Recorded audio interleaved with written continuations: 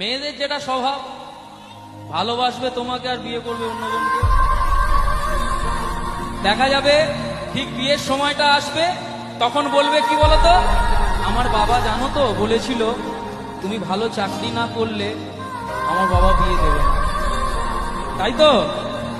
কিন্তু ভালোবাসা যখন করতে যায় তখন কিন্তু মনে থাকে না তাদের, ঠিক বিয়ের সময়টা মনে পড়ে আমার বাড়ি থেকে তোমাকে কেউ মেনে নেবে না।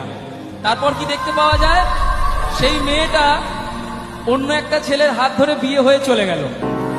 আর সেই ছেলেটার হালটা কি হয় তখন, হয় বন্ধুদের সাথে কোনো নির্জন জায়গায় বসে সেইটার আড্ডায় চলছে, আর নয়তো পুকুরের পাড়ে বসে বসে ঢিল ছুটছে।